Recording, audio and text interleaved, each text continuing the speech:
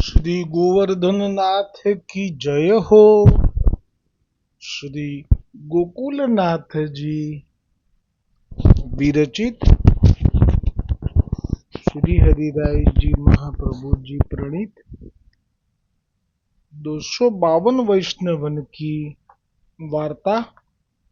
आज वार्ता क्रमांक 89।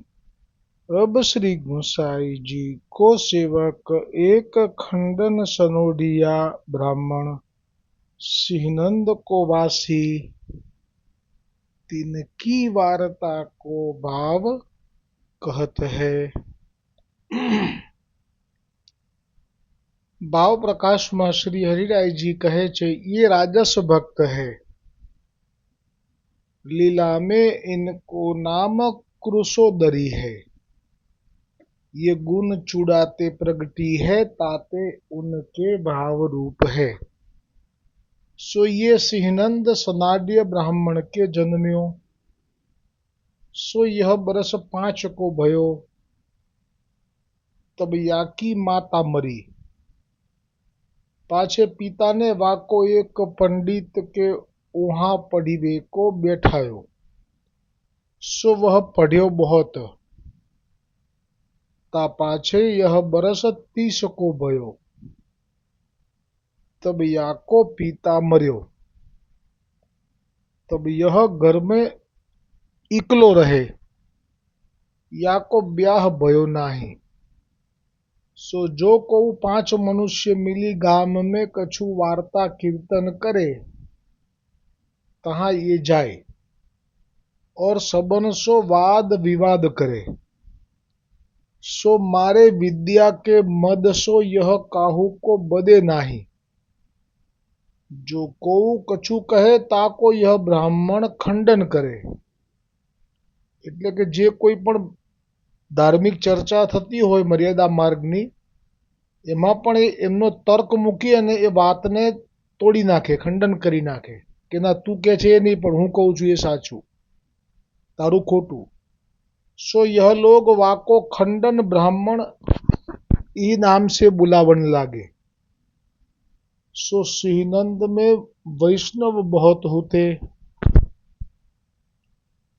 श्री गोकुलनाथ जी कृपा करी वार्ता प्रसंग एकनु दर्शन करावता कहे छे। सो वह खंडन ब्राह्मण वैष्णव की ही बहुत निंदा करतो।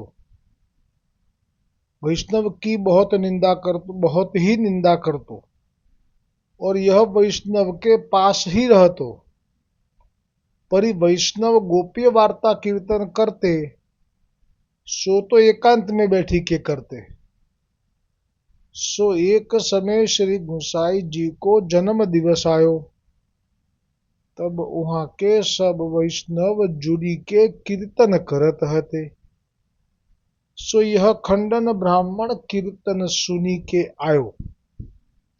के आयो। तब वैष्णव तो श्री आचार्य जी महाप्रभु जी के तथा श्री गोसाई जी के कीर्तन करत हते। तब वा खंडन ब्राह्मण ने कहो, जो तुम हो गाऊं ऐसे कीर्तन करो। એટલે એનો સ્વભાવ જતો નતો। અહીંયા આ બધા જે કીર્તન કરી રહ્યા હતા શ્રી ગુસાઈજીનું, માનો કે રાગમાલવમાં શ્રી વિઠ્ઠલ नाथ चंद उग्यो जग में, जगत चांदनी छाया रही। अंधकार जाके मन के मिट गए, सो तो पिया मन भाय लई। निश दिन नाम रटत या मुख थे, श्री वल्लभ विठलेश कही। चित स्वामी गिरिधरन श्री विठल, अब जो भई सो કબ ના ભઈ. તો પુષ્ટિ માર્ગમાં શ્રી વલ્લભે સ્વામિનીજી છે અને શ્રી ગુસાઈજી એ સાક્ષાત શ્રી કૃષ્ણ છે. પણ આ ગુણ સ્વરૂપે એટલા માટે છે કે આ માર્ગ એ બધા માટે નથી. એટલે આ સ્વરૂપે આ નામ આ બધું ખંડનીય બ્રાહ્મણને નવાઈ લાગી. પાછું જે આવ્યું પદમાં કે શ્રી વલ્લભ વિઠ્ઠલનું સ્મરણ કરવાનું કહ્યું, અને અત્યારે જે થયું છે એવું પહેલાં પણ થયું નથી અને ભવિષ્યમાં થશે નહીં એવું ચિત્ત સ્વામીએ કહ્યું. અબજો ભઈ સો કબ ન ભઈ. હવે આ જે છે એ તો મર્યાદા માર્ગનો, એટલે એને તો આવી બધી પુષ્ટિ માર્ગની ગુસાઈજીના સ્વરૂપની વલ્લભના સ્વરૂપની કંઈ ખબર નહીં. એટલે એણે તો ઉપરથી એમ કહ્યું કે હવે તમે એક કામ કરો, આ બધું ગાવાનું તમારું છે ને મને કંઈ સમજાતું નથી. આ કોણ છે આ વિઠ્ઠલ ને વલ્લભ અને વિઠ્ઠલ, આ બધું નવું નવું. તમે એક કામ કરો, હવે જો હું ગઉં છું એવું તમે ગાઓ. તબ વૈષ્ણવન ને કહ્યો, જો હમકો તો તુમ્હારે જૈસે કીર્તન આવત નાહી. એટલે જ્યારે કોઈ આવું કોઈ આવે તો એને સમજાવી ના શકાય તો આવી રીતે કહેવાય કે ભાઈ અમે તારા જેવા કીર્તન નથી આવડતા. નહીતર શું થાય કે એને વધારે પાછું અગ્નિમાં ભડકો થાય. એટલે આવી રીતે કીધું. તબ વહ ખંડન બ્રાહ્મણ બોલ્યો, જો મેં ગાઉં તો તું મેરે સંગ ગાઓ. આને તો ઉત્સાહ વધી ગયો કે જો મને આવડે છે, આ લોકો નથી આવડતું, લાવ શીખવાડી જ દઉં હવે તો કે કઈ વાંધો નહીં, નથી આવડતું તો હવે હું કહું તો તમે મારી જોડે જોડે ગાઓ, તમને આવડી જશે. ઓર મોકો તો સબ આવત હે, મને તો બધું આવડે છે. તબ વહ ખંડન બ્રાહ્મણ ઓર દેવતાન કે ગાવણ લાગ્યો. હવે ખંડન બ્રાહ્મણને તો આ વલ્લભ વિઠ્ઠલના સ્વરૂપની ખબર ના હોય, એટલે એણે તો બીજા જે અંશ અવતાર છે ભગવાનના એમના જ કીર્તન શરૂ કરી દીધા.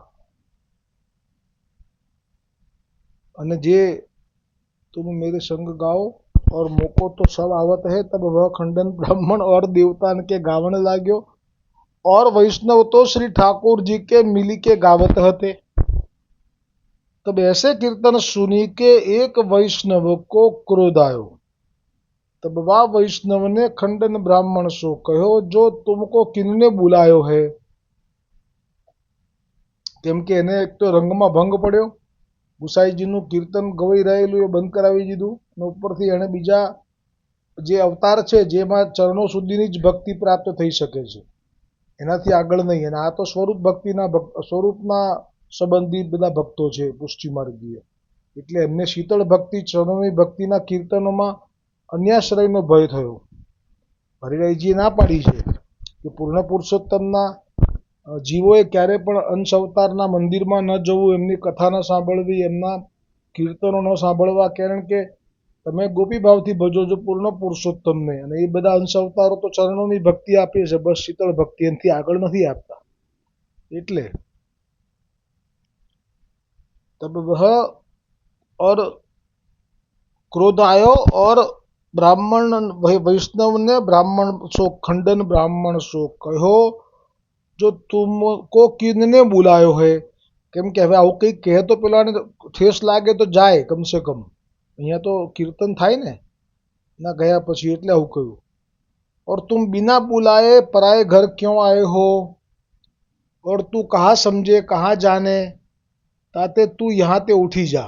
આવી રીતે ના છૂટકે સામ દામ દંડ કે છે ને, એમાં હવે આ દંડ આપવાનું નક્કી કરી લીધું, કારણ કે આ માનતો જ નથી.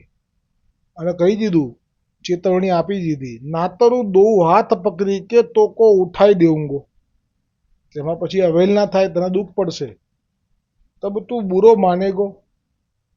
તો વહ ખંડન બ્રાહ્મણ બોલ્યો, જો કહા તમારો માર્ગ સંસાર સે ન્યારો હૈ. આનો પ્રશ્ન એવો છે, આજે પણ જે લોકો વૈષ્ણવ નથી એ લોકોને મનમાં આ પ્રશ્ન તો એકદમ સહજ થાય છે. કેમ કે કોઈ ગોપીના ભાવને, ગોપીની રીતિને સમજી શકતું નથી. આ વ્રજની ગોપિકાઓની જે રીતિ છે એને સમજવા માટે એક જ દ્રષ્ટાંત પૂરતું છે કે ગોકુલથી મથુરાનું અંતર કેટલું છે, બહુ ઓછું છે. કોઈ પણ નાનું બાળક પણ ચાલવાનું શરૂ કરે તો પહોંચી જાય. પણ શા માટે ગોપિકાઓ ગોકુલથી જ્યારે ઠાકોરજી ધનુષ્ય ભંગ કરવાનું, ધનુષ્ય યજ્ઞ જોવાનું કરી અને ગયા, એ ગયા પછી પાછા નથી આવ્યા. તો શા માટે ગોપિકાઓ ગોકુલથી મથુરા નજીક હોવા છતાં મથુરાના એ સ્વરૂપને જોવા માટે ન ગઈ? બસ એનો જવાબ આ બધા જ આ ખંડનનો જે પ્રશ્ન છે, ખંડનના બ્રાહ્મણનો, એનો આવી ગયો, મળી ગયો જવાબ એમાં. क्या तुम्हारो मार्ग संसार से न्यारो है? એટલે સંસારથી તમારો જે આ માર્ગ છે, પુષ્ટિ માર્ગ, એ શું કોઈ જુદો છે કે અમે જે કહીએ છીએ દેવતાઓના કીર્તન એમાં તમને વાંધો પડી જાય છે? એવું કહ્યું.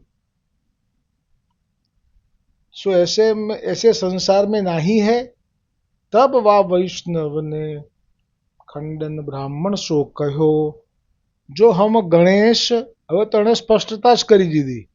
પુષ્ટિ માર્ગમાં મહાપ્રભુજી પાસે જે સ્વરૂપો આવેલા સાસરી તરફથી, એમના મહાલક્ષ્મીજી વહુજીના પિતાએ પધરાવેલા, અને એ જે આપે ના પાડી કે ના, અમારા પુષ્ટિ માર્ગમાં અમે આનો સ્વીકાર નથી કરવાના, એ જ વાત અહીંયા મહાપ્રભુજીના પ્રેરણાથી કરી આ વૈષ્ણવે, ખંડન બ્રાહ્મણને, કે હમ ગણેશ દેવી શિવ કાહુ દેવતા કો નાહી માનત હૈ. આવી સ્પષ્ટતા કરી એ મહાપ્રભુજીએ આ સ્પષ્ટતા કરી શકે એના માટે મહાપ્રભુજીએ લીલા કરીને આપના જ સ્વસુરના તરફથી પંચદેવની પૂજા એ વખતે તૈલંગ કુલ બ્રાહ્મણના ઘરમાં ચાલતી હતી. તૈલંગ કુલ બ્રાહ્મણના ઘરમાં, ભટ્ટજીના ઘરમાં એ વખતે પંચદેવની પૂજાનો એક ક્રમ ચાલતો હતો, જેમાં ભગવાન શ્રી વિષ્ણુ, મહાદેવ, અંબિકા દેવી, સૂર્યનારાયણ ભગવાન અને ગણેશ એટલે ગણપતિ, આ પાંચ દેવતાઓનું પૂજન થતું. અને મહાપ્રભુજીને આ પાંચેય સ્વરૂપ આપના સસરાએ પધરાવ્યા. તો મહાપ્રભુજીએ સ્પષ્ટ કર્યું કે પુષ્ટિ માર્ગ અમારો, એમાં અમે વ્રજની ગોપિકાઓના ભાવથી પૂર્ણ પુરુષોત્તમ વ્રજના શ્રી કૃષ્ણચંદ્રને જ અમે ભજીએ છીએ. અમે બીજા કોઈ પણ દેવી દેવતાઓને ભજતા નથી. એટલે અમે આમાંથી એકમાત્ર આ જે શ્રી કૃષ્ણનું સ્વરૂપ છે એનો જ અંગીકાર કરીએ છીએ, અને એને પણ અમે પુષ્ટ કરીશું, અને પછી અમારી સેવામાં અમારા ક્રમ પ્રમાણે, અમારા ભાવ પ્રમાણે, પતિભાવ પ્રમાણે અમે એમને સેવીશું. અન્યથા અમે આ શિવજી, દેવી, સૂર્યનારાયણ અને ગણપતિ એનો સ્વીકાર નહીં કરીએ. આ અમારા પુષ્ટિ માર્ગની રીતિ છે, મર્યાદા છે. પછીનો પ્રસંગ વિસ્તારથી છે, એનો અત્યારે અર્થ નથી લેવો. મહાદેવજી સાથે સંવાદ થયેલો છે એમાં. મહાદેવજી પણ જાણે છે કે અહીંયા ગોપિકાઓના ભાવથી આ માર્ગમાં જો અમને ઘરમાં રાખવામાં આવે, અને આ માર્ગમાં જે પુષ્ટ થાય, ઠાકોરજી એ વખતે ગુસાઈજી ભૂતલ પર હતા ત્યાં સુધી પુષ્ટ થાય, અને ત્યાંથી ભક્તો દ્વારક સ્વરૂપ જે પુષ્ટ કરાયેલું હોય માથે, એમાંથી સર્વોદ્ધારક તરીકે આપ જ્યારે પ્રગટ થઈ જતા 7 વર્ષના કે 11 વર્ષના, અને જો ગોપિકાનો ભાવ રતિભાવ હોય, પતિભાવ હોય, તો એ જ ઘરમાં ઠાકોરજી એને પતિભાવથી સમાગમ કરતા. હવે એ લીલા કરવામાં જો ઘરમાં કોઈ મહાદેવ કે સૂર્યનારાયણ કે અંબિકા દેવીને પધરાયેલા હોય તો એ લીલા થઈ જ ના શકે. આમાં એટલો ઉત્તમ ભાવ છે મહાપ્રભુજીનો આ સ્વરૂપો નહીં પધરાવા પાછળનો, કે એ સ્વરૂપોની સામે અમારા પુષ્ટિ પુરુષોત્તમ ગોપિકાને ગોપી ભાવથી કેવી રીતે સંતુષ્ટ કરી શકશે, જો આ મહાનુભાવો બિરાજતા હોય ત્યાં. એમની મર્યાદા, એમની કાણી રાખવી પડે ઠાકોરજીએ પણ. એટલા માટે આ બધા સ્વરૂપો ઘરમાં પધરાવવાની ના હતી. બાકી કોઈની અવહેલના નથી આમાં, આ તો રિસ્પેક્ટ છે. એટલે એ જ સિદ્ધાંત પ્રમાણે, મહાપ્રભુજીના સિદ્ધાંત પ્રમાણે આ વૈષ્ણવે તો સ્પષ્ટ કહી દીધું કે હમ એટલે કે અમે વૈષ્ણવો ગણેશ દેવી શિવ કાહુ દેવતા કો નાહી માનત, સબ દેવતા તો શ્રી ઠાકોરજી કી વિભૂતિ હૈ. એટલે જે આ પ્રસંગ પણ છે, મહાપ્રભુજીને પેલા જે વૈષ્ણવના કાકા સાથે આવ્યા હોય છે, ગદાધર કે એવું કંઈ નામ છે, એ પૂછતા હોય છે કે કેમ તમારામાં આટલા બધાનું રામ હોય ને, વિષ્ણુ હોય ને, કૃષ્ણ હોય ને. ત્યારે મહાપ્રભુજી એને પણ આ જ તર્ક સમજાવેલો કે ચક્રવર્તી રાજા એક જ હોય, પછી ખંડિયા રાજા બધા બહુ હોય, એમ જે પૂર્ણ પુરુષોત્તમ કૃષ્ણચંદ્ર એક જ છે, પણ પછી એમના અંશ અવતાર અનેક છે, રામ, નરનારાયણ, ઋષિ, વામન, એ રીતે. તે વાત પણ અહીંયા એ જ પ્રમાણે આ વૈષ્ણવે કરી અને કહ્યું કે वो सब श्री ठाकुर जी की विभूति है, એમના અંશ છે બધા. તબ વા ખંડન બ્રાહ્મણ મેં કહ્યો, ના ના ના, આ વાત તમારી ખોટી છે, સબ એક હી હૈ. એટલે આ જે હઠ છે એ પોતે જાણતો નથી, છતાં પણ એણે એનું જાણવું જોઈએ, એના માટે એનું પ્રમાણ ગર્ગ સંહિતામાં છે, એ એણે ખોલીને વાંચવી જોઈએ. એમાં આ જ પ્રશ્ન નારદ મુનિને એ બહુલાશ્વ રાજાએ પૂછ્યો છે કે નારદ મુનિને પૂછ્યું કે તમે કહો છો કે આ અંશ અવતાર કહેવાય, આ કલા અવતાર કહેવાય, આ આવેશ અવતાર કહેવાય અને આ પૂર્ણ અવતાર કહેવાય, તો આ ભેદ શું છે, એ અવતારોનો વિશે અમને ઉદાહરણ આપો. ત્યારે નારદ મુનિએ કહેલું કે આવેશ અવતાર એટલે નૃષિ અવતાર છે, કપિલ વગેરે, પછી કલા અવતારમાં કપિલ વગેરે, અને અંશ અવતારમાં આપ નારાયણ, નરનારાયણ વગેરે,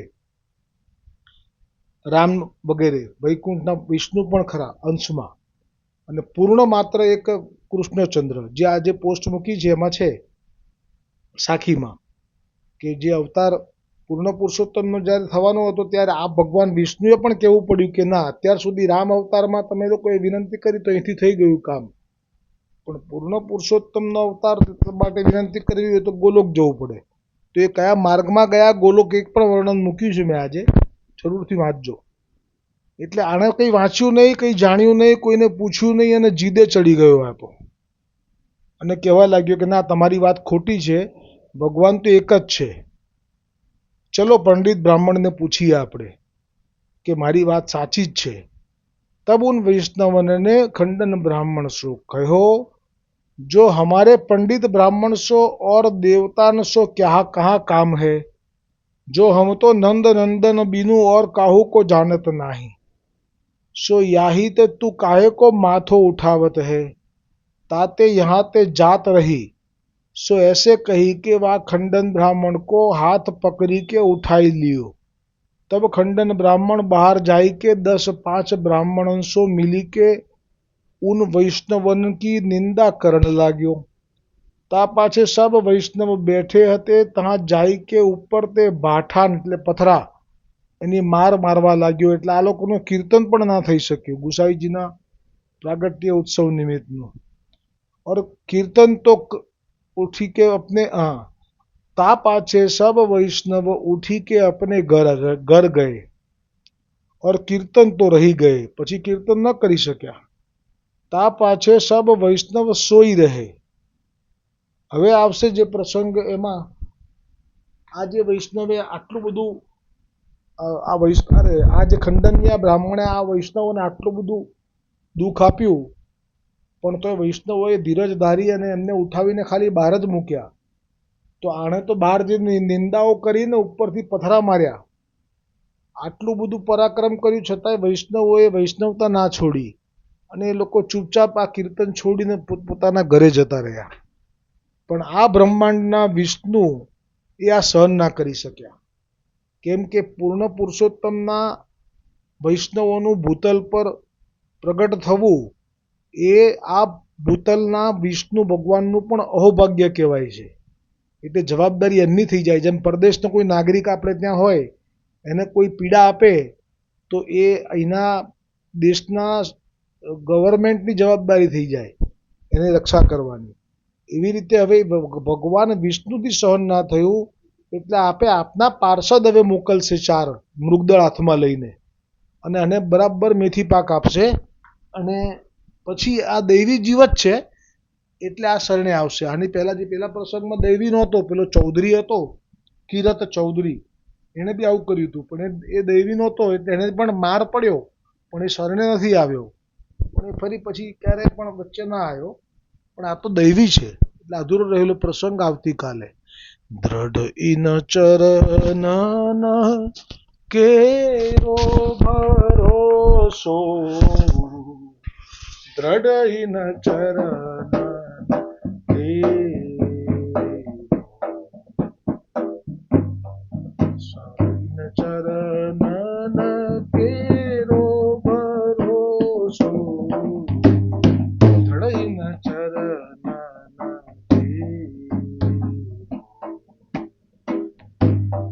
श्री वल्लभ नख चंद्र छटा बिन सब जग माजू अंधेरो भरोसो धड़इन चरण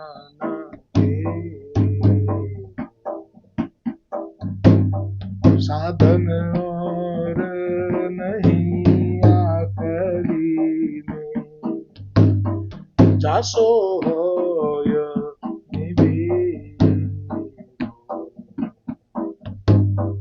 सुर कहाँ कहे विविधया धरो बिना मूल को चेरो भरोसो रड़इन चरना रड़इन चरना रड़इन चरना श्री गोवर्धन नाथ की जय वल्लभाधीश की जय श्री गुसाई जी परम दयाल की जय श्याम सुंदर श्री यमुने महारानी जी की जय वल्लभ कुल परिवार की जय अपने अपने माता पिता अपने अपने सदगुरुदेव की जय।